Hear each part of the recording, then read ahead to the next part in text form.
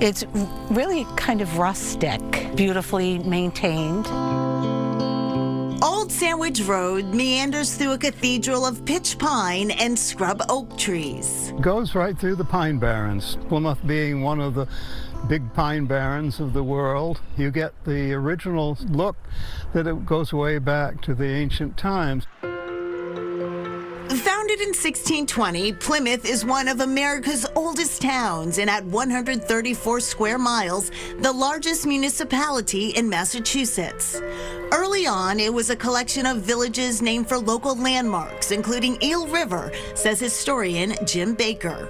Chiltonville used to be Eel River Village because of Eel River, and you had Thrasherville, which burnt down in the fire of 1900, and you go a little further, you get to something like Ellisville, and then you get to Cedarville. Ruth Fry's family has lived on Old Sandwich Road for 5 generations. Our house is situated on the bottom of the valley, and there's a stream that goes by, which is known as Shingle Brook. Unlike the rest of Plymouth, it's pastoral. But time brings change. Instead of having a back door and porch that orients to the park, this is a front door and porch that orients to the park. Tony Green is managing partner of the Pinehills. It takes a lot of local support, multiple town meeting votes, 220 public meetings over the course of several years.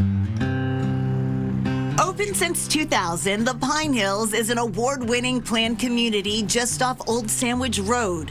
Turn a corner and the forest gives way to walking trails, residences, and a village green. Our idea was that by building on only 30% of the land and saving 70% as open space and common facilities, that we could build something that would be uniquely different.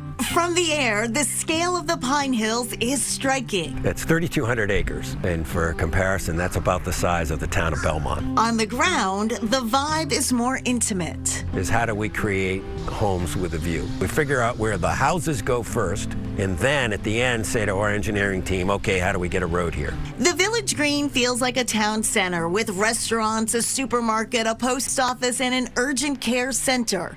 There's even an inn and spa inspired by a French country estate. And 2 golf courses. Everything here is open to the public. The Pinehills was built around one idea, says Green. People want to be able to live here so they can walk here. What the Pinehills spent years planning, Ruth Fry's family has simply always lived. Yes, it's a very peaceful place, very peaceful and nature-oriented. I would say generally the biggest challenge for us has been the volume of traffic and the speed of traffic. During the construction, the large vehicles too. I guess progress, we can't fight all of it.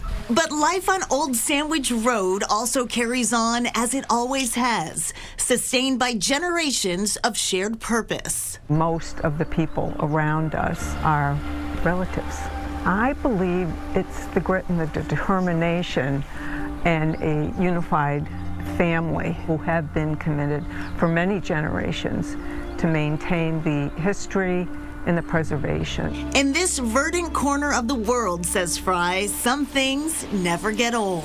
Once we observe, then it will send us into exploring or listening to the birds that happen to be singing right now. I think it's a slowing down. It's been the best, the absolute best.